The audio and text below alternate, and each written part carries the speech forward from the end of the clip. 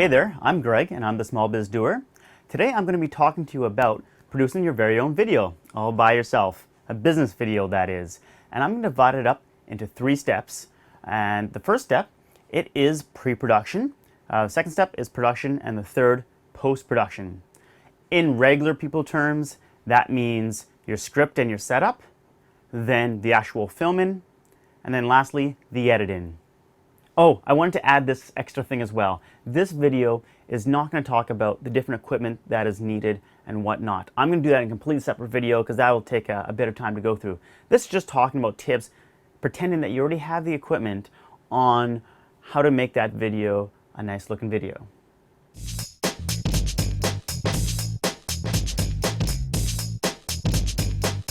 Your script. Now your script is similar to a speech. You have to know what you want to talk about it, and you structure it in the same way.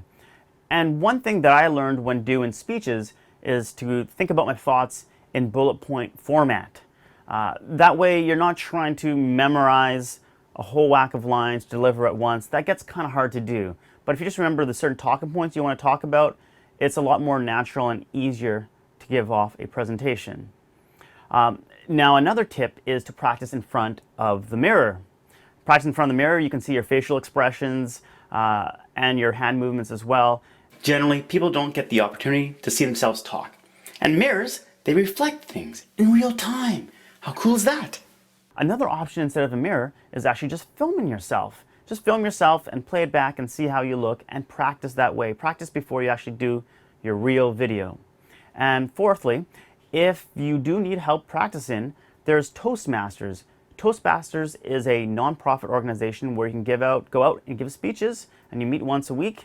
I've done that, and obviously I need some more practice at my speeches as well, but essentially Toastmasters is another way just to help you with your script writing process and delivering whatever you have to say in front of the camera. Now on to the next section.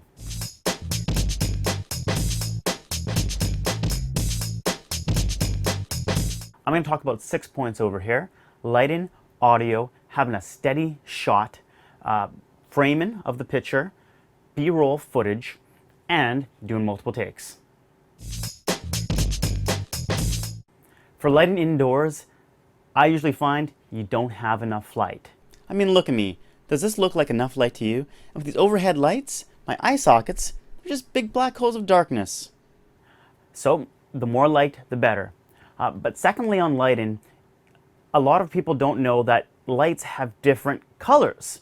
So an incandescent light or a regular orange light, well, it produces orange light.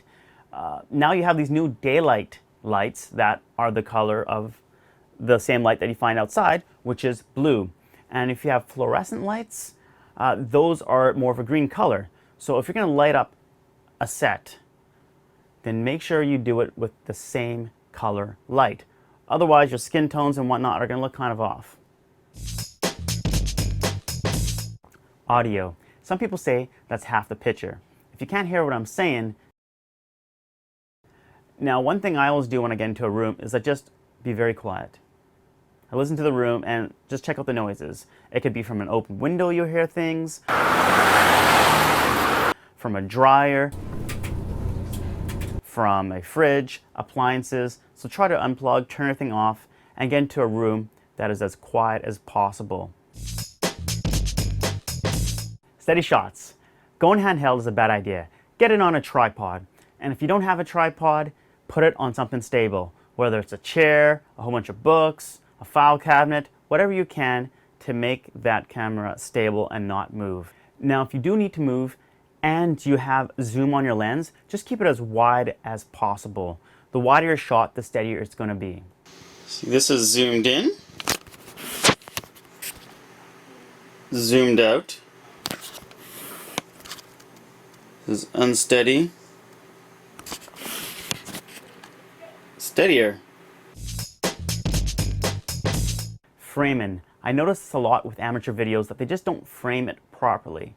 And an easy rule is the rule of thirds, where you divide up the screen, well, into thirds. So there's 9 sections, and your eyes usually are going to be in the top 2/3 part of the screen.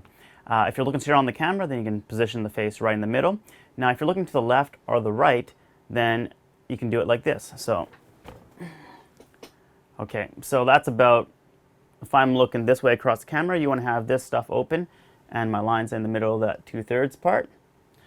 Likewise, if I'm looking this way, you leave that room for somebody to talk. Make sense? B-roll. B-roll is important, but what is B-roll? B-roll is filler shots. It's any shots that is not a talking head, which is me right now. So the reason you want to get B-roll is because it helps you with the edit. So sometimes the B-roll supports whatever you're saying, and sometimes the B-roll just allows the editor to give a break between one point to the next. And another time, B-roll just gives some visual interest and breaks things up, so you're not just always looking at my face.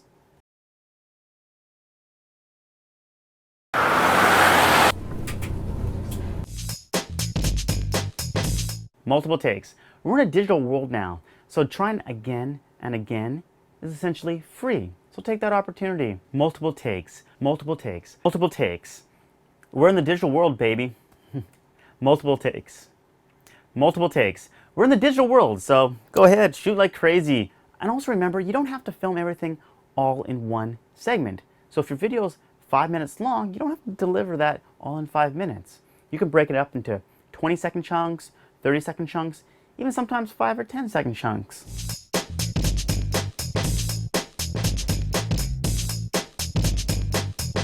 Post-production, the editing side of things. The biggest mistake I see with amateur videos when it comes to editing is those special transitions, those special effects when you're going from one scene to the next.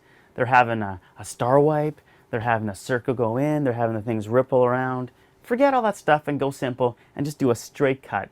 That's the sure sign of a professional shot. Just look at a movie and look at all the cuts they go from one scene to the next. They usually don't have any special effects between cuts. It's just one scene to the next. Titling. Titling is something you can use even as B-roll. It's just something to transition from one scene to the next. It can also just break up scenes and help bring some visual interest and emphasize a key point. Another thing with titling is you don't have to get fancy. Just a simple black screen with white text across. That is one of the simplest things you can do, but it always looks pro.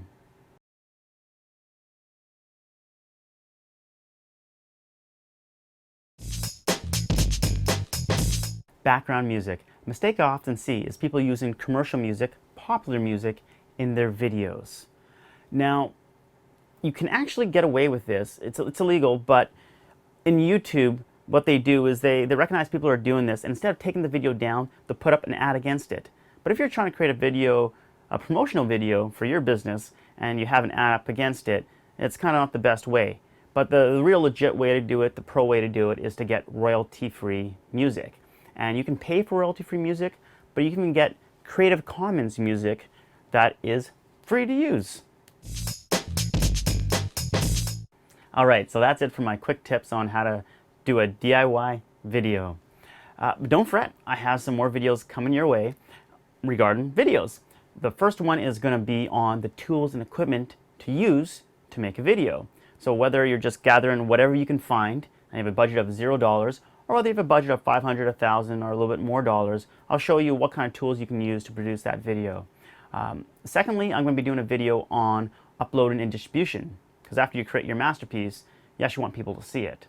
And thirdly, it's going to be about maybe reasons why you shouldn't do it yourself in situations you don't want to do it yourself and you want to hire a pro, what you should look for in that professional. All right, till next time.